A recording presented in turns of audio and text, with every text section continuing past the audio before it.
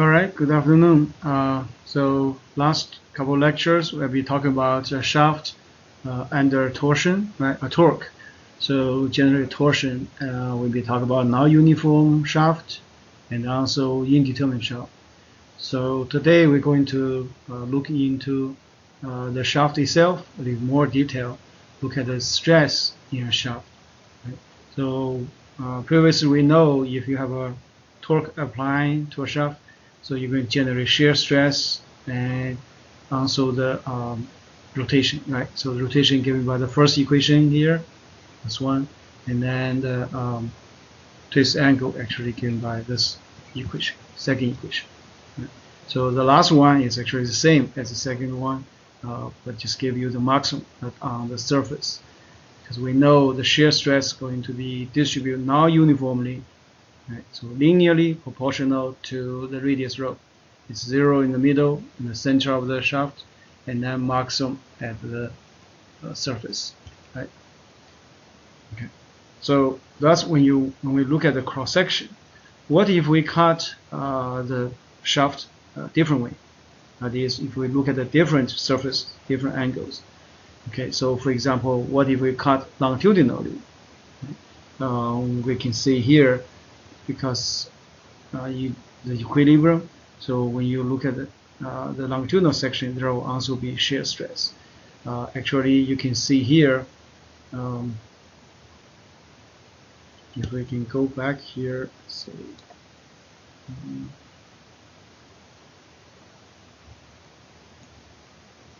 okay, let's say if we go back to show this preview here. Okay, let's say if we look at this shaft we show you before, right?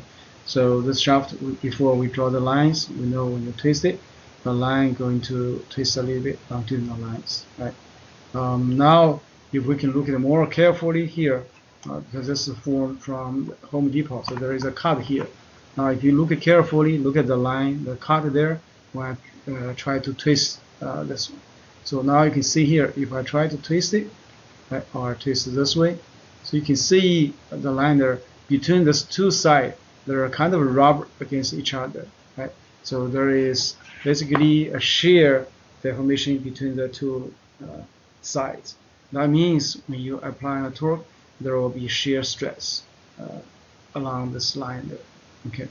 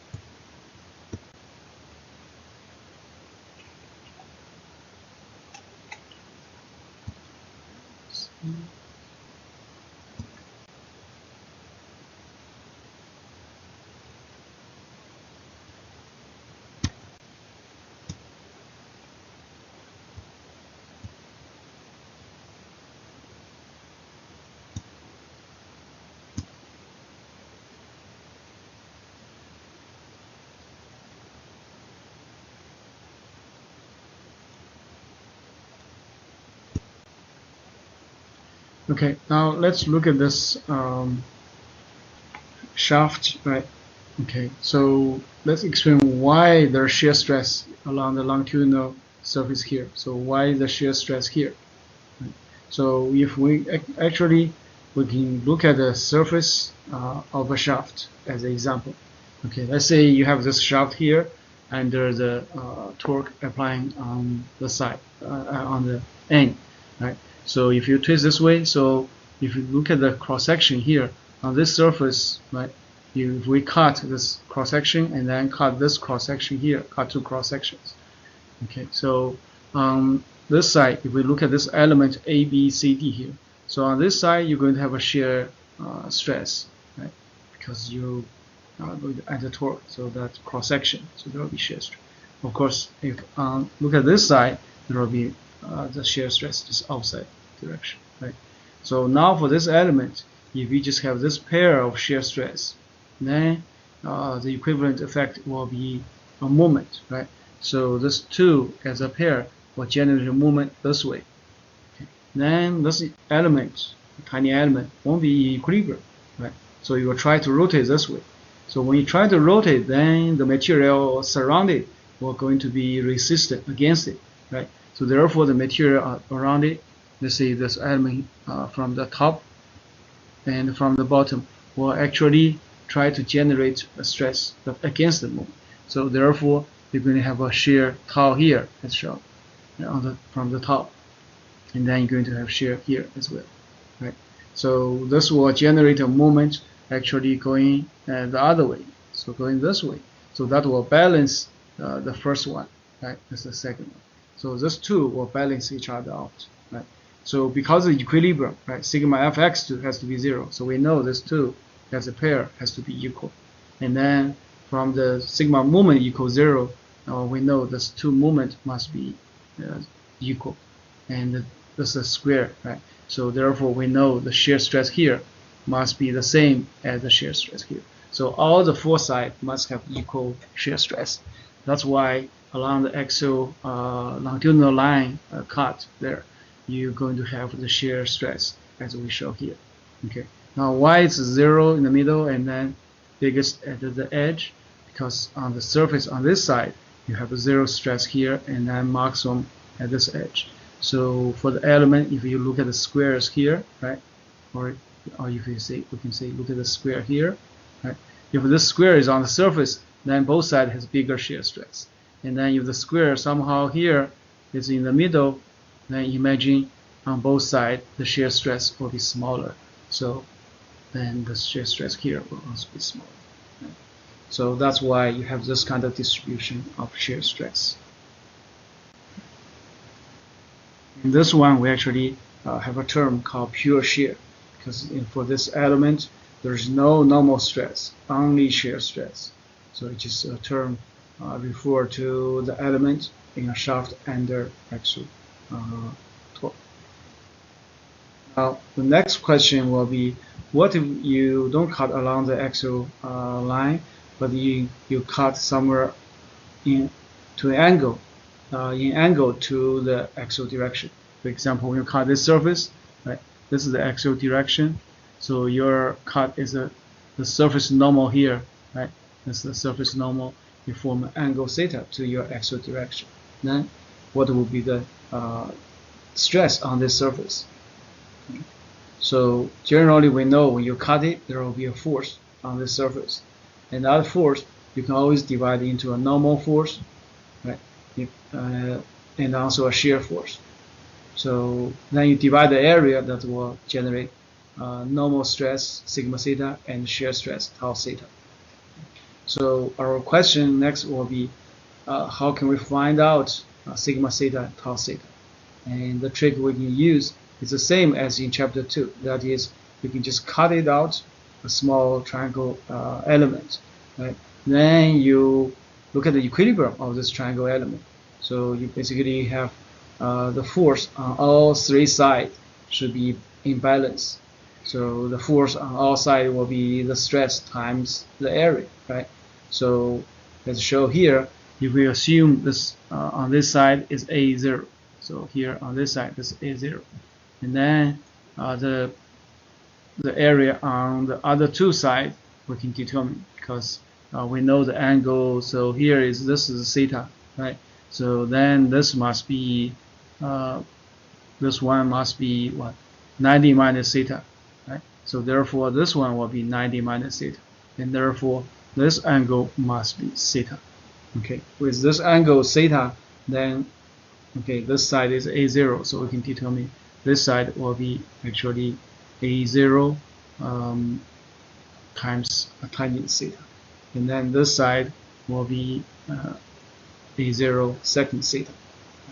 So accordingly, we can calculate all the forces, then write the equation of equilibrium. Right? So, for example, we can write all the forces in the theta direction equal 0. and then we can say all the forces in the theta plus 90 degree direction will be 0. That means along the surface, that's the theta plus 90 degree, right, be 0, because equilibrium, right, force in summation in any direction should be 0. So we understood. Okay, so write that. We can actually find out what is the stress in the in both directions, right? Okay, so from here we can find out sigma theta and also tau theta. Right? So the equation actually is here. Let's go back to here.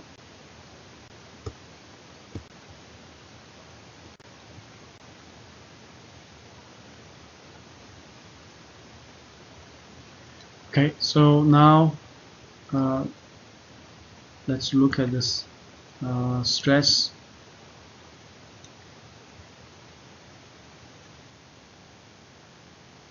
Okay, so with the equation, now let's look at the actual equation come out from the equilibrium. So here's the result. So the sigma theta along the theta surface will be tau times sine theta, and the shear stress on that surface will be tau theta, that is tau times cosine 2 theta. And so when you change the direction, which direction you are cutting, when you change the theta, that tau theta and the sigma theta are going to change. And so bottom here show the curve. How does it change when you change the theta? As you can see here, for example, the tau will be maximum, right, when the theta is 0. That is when you cut the cross section. So and then when you increase the angle, the tau will decrease. And actually at 45 degree, it's 0. Okay, that is you can see here 45 degree. So cosine 2 times 45, cosine 90 is 0. So times 0. Right? And in comparison, if you look at the normal stress, when you cut cross section, it's actually 0. And then gradually, when you go up, increase the angle, you gradually reach a maximum at theta equals 45. Because sine 245, sine 90 is 1, so theta takes the maximum. Right?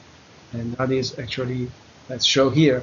So when you look at the 45 degree angle elements, compared to if you look at the XY direction, so it's this one we call pure shear, only tau there. But if you look at the element that cut in the direction of 45 degree, then you can see in one direction it's the maximum normal stress, it's tau. But on the other side, in the other directions, it's actually the minimum. So the its compression equals negative tau. So we know the normal stress is maximum at 45 degree. So therefore, if you have a material that's filled by tension, by normal stress, then the crack will be at 45 degree, right? Because when you're applying a torque to this material, as for example to a chalk, and then you can see here the material will actually fill at 45 degree. So you can just get a piece of chalk and twist it at two ends, then you can see the crack that will be generated in 45 along the 45 degree line, approximately. Then so as this we already show in the class demonstrations, we can see that. Okay, so you can try with a piece of chalk yourself. All right. Okay, so next we want to talk about the concept about StrainEnergy. Right? Remember we talked about StrainEnergy. That is when you deform an object. Right? In chapter 2, we talk about when you stretch an object, there will be deformation. So you do the work, and that work was stored in the bar. Right? So here, similarly, when you're applying torque to a shaft, you're going to generate rotation. Right? So the torque actually doing a work. So that is half the T5, and that's the work. And that is same as the energy stored in this shaft, right? Because the energy storing there, you can see when you let it go, it will bounce back. That means the energy is releasing, and so the material can recover. So therefore, for the torque, there are energy that we call StrainEnergy, because that's deformation, right? Strain. So the deformation energy will equal to the work and equal to half the T phi, because T is proportional to phi. So the shade part, that's the work done, and that's why you have a 1/2. Right? And because we know phi equals to TL/GIP, so you can take this into here, so you can have this relation, or you can replace T with angle phi, so you have another. But the basic equation is this part, so you have the energy equals T phi. Okay. And related concept is the strain density. So in chapter 2, we talk about you can determine the strain density by dividing the total energy versus the volume. However, in a shaft, we cannot do that. Why? Because now the shear stress and shear deformation is not uniform in the torque. So the energy, the deformation is not uniform, so the energy stored most likely is not uniform, right? For example, in the middle of the shaft, there's no shear stress and therefore no deformation, so the energy stored there must be 0. But on the outer surface, there are the biggest shear stress, biggest shear strain, so you may have maximum energy. Right? So therefore, we cannot just divide the volume. So the way we determine the energy is actually we can just look at the surface here. You can cut a small element here, right? Then for this element, we know the stress, we know the strain, right? So therefore, we know the force applied there. Then we calculate the force that's actually doing the work. So how much work is done by the forces on this small element? And then let's see, we can select the element as 1 by 1, right? Then the energy stored there is actually the energy density. So by that, because we know the shear stress here is tau and the shear strain here is gamma, right? So the force will be tau times 1. We select this side area as 1, and then the deformation will be gamma times 1. That's the distance.